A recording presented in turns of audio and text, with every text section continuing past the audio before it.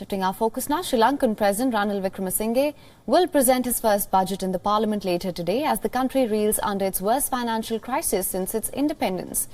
Now, Wickremesinghe will present the 2023 budget in the parliament in his capacity as the finance minister.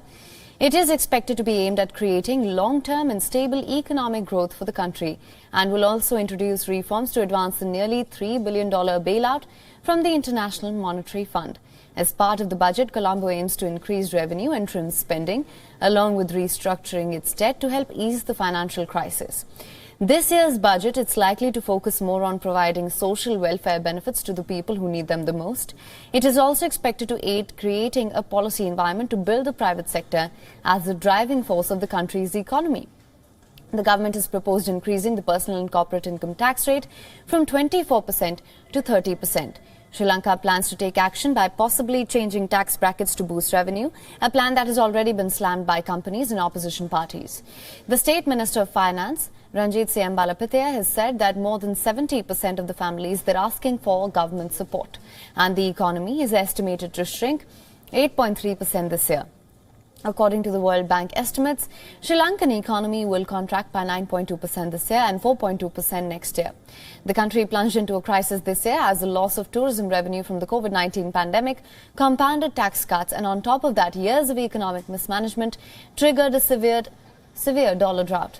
The foreign reserves depleted, leading to massive public outrage and the ouster of the influential Rajapakshas as well.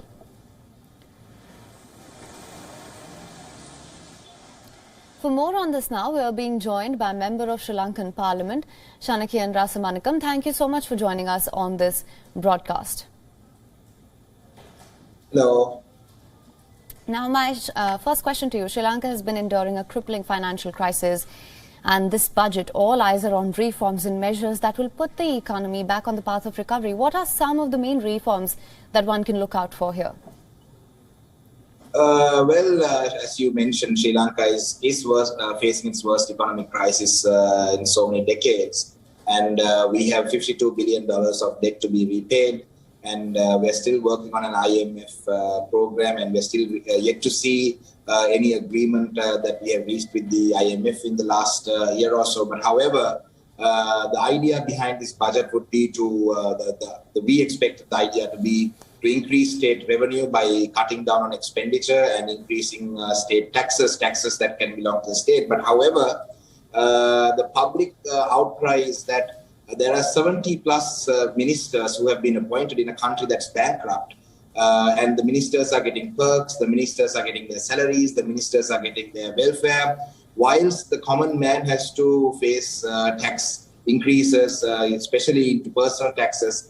The personal taxes have gone from 6% to 24%. So somebody who would have been paying a tax of, say, 15,000 rupees would now have to pay a tax of almost 100,000 Sri Lankan rupees per month. So these taxes should have been brought in. We agree that taxes should be brought in, but the taxes should be brought in a way that it's phased out so that the pain on the public is less. At the same time, when you look at expenditure, the defense budget seems to be one of the highest defense budgets that the country has ever seen. And there is no war that the country is fighting right now. So we don't understand the rationale behind the defense budget being so high. At the same time, corporate taxes have been increased. And when the corporate taxes are increased, due to the high level of inflation, interest rates have been increased. So the corporates are going to start struggling as well. And when the corporates start struggling, they will pass the pain. They'll pass the burden on to the customer. So the consumer is going to face direct taxes and indirect taxes because of these decisions. But we understand as a country, we need to increase the state revenue. But the problem is, whilst the public are being burdened with taxes and the corporates are being burdened with taxes, ministers and government MPs are still reaping benefits. So this is the problem. This is the point where public and the government seem to be clashing on, because if the pain is going to be shared by everyone, then we understand that ministers are needed for subjects like education or health. But we have ministers, even state ministers, appointed for economic development or development of roads when we have no money to develop roads. So we don't understand the logic behind this budget, but we're yet to see what actually is in the budget today.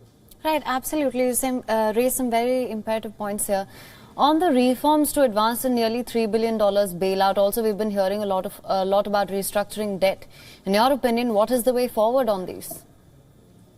Well, the restructuring of the debt is essential, and I think it's important that we come to an agreement with China, because I think most of the other private lenders and ISPs, providers and other nations are very anxiously waiting to see what China's position is on this debt restructuring process, because as we hear that China is not very keen on restructuring but are happy to provide loans. But the problem is, all these agreements, all these discussions are kept away from the public. As parliamentarians, we are still not aware of what really is the discussion within the IMF. So we haven't seen any documents. We only hear things off the news. So it's a very worrying time. And also it's important that we understand that President Ranil Wickremesinghe now has to focus on bringing back all the stolen money from the Rajapakshas. The public outcry is that people who are responsible for these crimes are now still enjoying luxury. Now, if you look at President Gotabaya Rajapaksa, who single-handedly destroyed this economy, fled the country, and has come back to the country now and is enjoying all the perks and the benefits